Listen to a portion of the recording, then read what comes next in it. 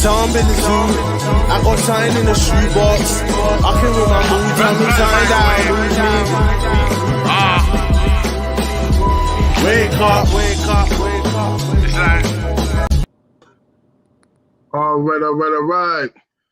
Since we're live, what's up, champ? How you doing? What's up, baby? I'm doing well. I'm feeling great, and man, I just can't wait.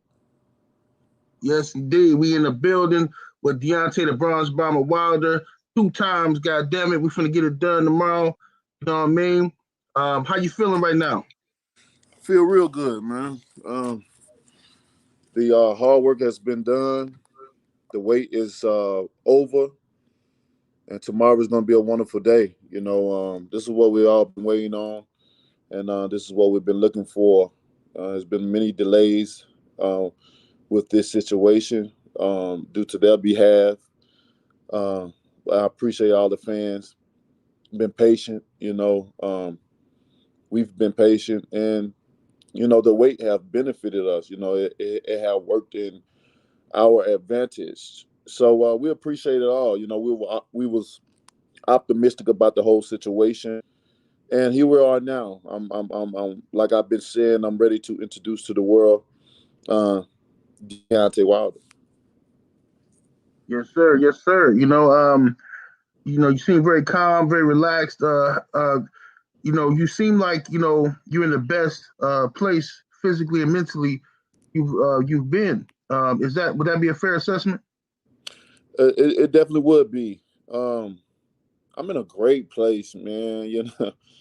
I've always been in a great place, and like I said many times on many interviews, that it would be unfair to the real ones that's around me, all my loved ones that's around me. It would be unfair to them to display such an act of me, to be depressed, to be down, to be sad, to be, although they understood, what had happened and what went on with me, but it's just my it's just me being, not being selfish it would be selfish of myself, to feel those type of way. I don't think it would be fair to those individuals, that shield and protect me the most. They've been there from day one. They've been there from the start, and it's been nothing but love around me 78, and I appreciate my team. I appreciate my family, all my brothers, my loved ones that's around, man, because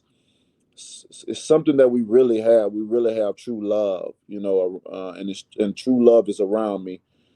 Positive speaking, positive believing, just positive energy in general is always around me. That's why I'm always a positive being. And even in certain situations, many people try to get under your skin. Many people, try to say this and say that, but it don't get to me. I always say that I have thick skin. And sometimes I don't even hear certain things unless it's brought back to me. And 9 times out of 10, the one that's bringing it to me is the one that's more upset than I. And I have to calm them down. That's why I tell people they have to be careful about what they say about an individual like myself. Someone that represents so much, somebody that carry so much burden on their shoulder, especially in this sport of boxing. I use my platform for the greater good. I'm the only one out of just a few that's real with themselves and real with reality of what's going on around here, and willing to use that platform to carry us. I'm unapologetic of who I am, and who I am is who I am. And with come what I am, it comes a lot of hatred. But with the hatred, I have a lot of love. My love outweigh my hate, and I appreciate the people that looks up to me. I appreciate the people that I motivate and inspire on a day-to-day basis. And I know these things because I see them, I hear them, and it's a great feeling just to be who I am, man. I can really look at myself in the face and in the mirror, and look at myself in the mirror and say that I've done the right things and am doing the right things because I motivate so many people around the world, man. Yes, indeed, champ. Absolutely. We've seen the weigh-in. We've seen the press conference. We've seen the weigh-in. Fury seems to be very nervous. He's giving off a lot of nervous energy, like you pointed out, because I think he don't know what to expect from you. A quiet man is a dangerous man. See, so he's looking at you. He's trying to figure out what you're going to bring into the ring, what you're going to do differently. Now, I see there was some controversy with the gloves. Can you tell us what's going on with Tyson Fury's camp and his gloves? Yeah, we today was a little situation. Um, they had where when I came in,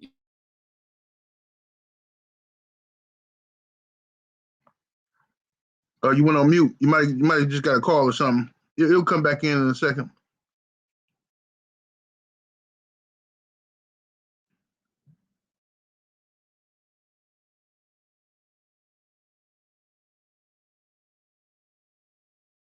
Yeah, if you might have to leave out and come back in.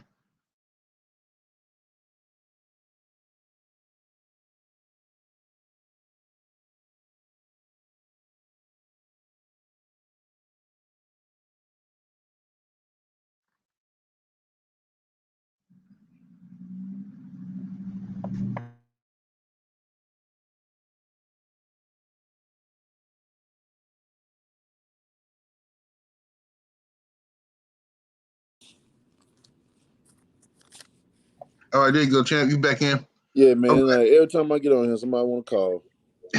Yeah. Crazy. Yeah. So you were saying about the his gloves.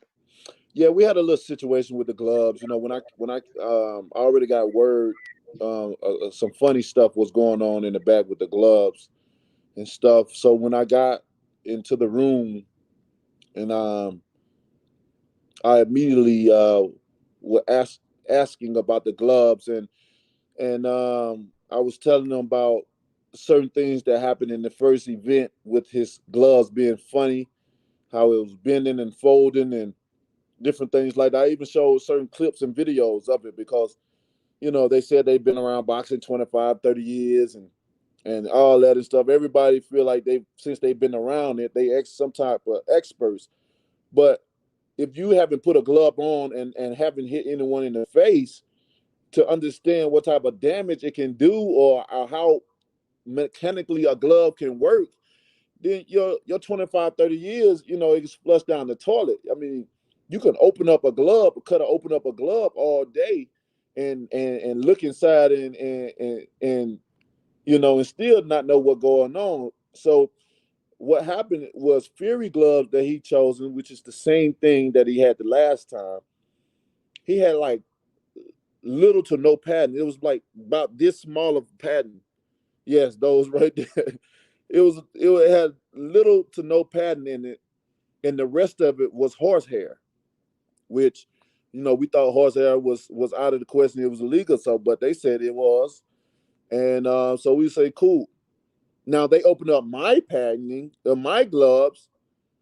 My glove padding at least 2 to 3 inches thick. You know, his glove looked like they was already used, just like the ones you're seeing that is displayed on the screen right here. It looked like it was already folded, bent, and looked like it was thrown in the trash and got back out and said, "Hey, we're gonna reuse these. It's recyclable." And my my argument was that this is not enough padding in these gloves, and they was trying to convince me that the horsehair in the gloves make up for everything because the horsehair is actually harder than the foam.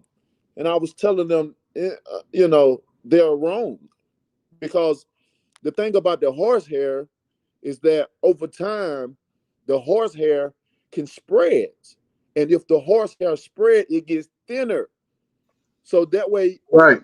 that way you only feel that small padding that that is under the horsehair. Now the man tried to go on and explain where you see the lining right here, where the thread goes, it can't go nowhere. Of course, it can't go down, but it can go from left to right in the pad. Of course, you're not playing with no sucker. You feel me? So I started explaining to him, of course, it can't go up and down, but it can spread left or right. So as the horsehair All you got to do is start punching anything. You can just put your hands together and go like this with the gloves, with the horsehair, punch a wall. The Right. horse will start to expand. Exactly. So now it would make it that when you just have a fist up in your hand, a top secret weapon. And I was trying to educate him on it, and one of the guys even said gloves bend 90-degree angle, and like I had to look at him. I had to take my glasses off like I did Fury in the first press conference, so they know that I was real. You ain't finna jive me, Turkey. So as I started explaining more, we got into it. They were like saying, well, if you want to be on the same playing field, you can wear the same gloves or you can get another selection of gloves. I said, okay, let me get my MXs. And anybody know about the MXs? Those are puncher's gloves. When the Right. MXs first came out, I was breaking eye sockets, I was breaking wrists, and I was doing a whole lot of other things to fighters. Even break my hand a couple of times, but that was due to I think my hand wrapper was when he wrapped my hand, it was too tight, and I have so much power that all that force would go in one place and it would crack my own hands. So I Right. went back to my old MXs to be on fair playing grounds, and so we got it all situated. I still had to go back one more time for some other stuff. They team came in, and Sugar Hill was telling me, well, it hasn't been it's been over 72 hours, and but we got some things situated, and we're back at it, and I'm very happy with what's going on with the gloves. Since they want to have little to no padding in their gloves, we're going to have the same thing, and may the best man win. Absolutely. Absolutely. I'm glad to hear y'all got it, squared away. Because if it's gonna come down to some gloves and some padding, if y'all on the even playing field, my money is on you every time. You know what I mean? So I ain't worried about them if they want to play some sucker shit. Man, Type. already. Mm-hmm. Right. Already. And if you don't, this is what we should have did the first time. As I look back up on this situation, because my gloves had a hell of a lot of padding in it, and he used these same gloves, and it had little to no padding in it at all. And it's kind of amazing that they allowed him to fight in those gloves, or we didn't check the gloves like that. But every process, every situation is a process, and it's a learning lesson. And this time around, we're not leaving no stones unturned this time. 78. Yes, sir. Yes, sir. Good stuff, man. And you know, are you prepared? I know the answer to this, but for the people listening, are you prepared for rough house, dirty tactics by Tyson Fury? Are you prepared to fight fire with fire if need be? I'm very well prepared. I'm much bigger, and I lift his body weight. I lift more than his body weight. So I got stronger. I got bigger for those different tactics, and so we're very much prepared. To get even dirtier. If you get dirty, I'm gonna get even dirtier. Up in that ring, it's no play for me. This is business. They tried Right. to kill me the last time around, and they allowed a lot of people allowed him to try to do so because of what I stand for and what I represent. At least that's in my own opinion. Right. You know, um, so I'm more rare. I'm more than ready and prepared. That's why you see so much nervous energy that he has, and he's been releasing and displaying. He's already releasing energy. So when he get in that ring, he's gonna be all over the place. And I want him to come forward with me. I want him to try to bully me. I want that to happen. Boy, don't I have something for him? The thing about it, they don't know how to train for this Wilder. They look at clips, they look at different things, maybe what people may have said or whatever the case may be. And sometimes when we put out clips, these are old clips, these couple of weeks, maybe even a month, or so of clips. And, some people think it's just now, but then sometimes some things can be, the day before, what I mean? But Right. we know that they pay attention to everything we post, we do, and we say. So we are very careful on that. And he's definitely frightened, because he don't know how to plan for me. And one thing for sure, he showed me everything he's had. It's nothing that Fury gonna change up and gonna do. He gave me his best of him, you know. Right. But he haven't seen 100% of me, and that's the scary part about it. No one's had.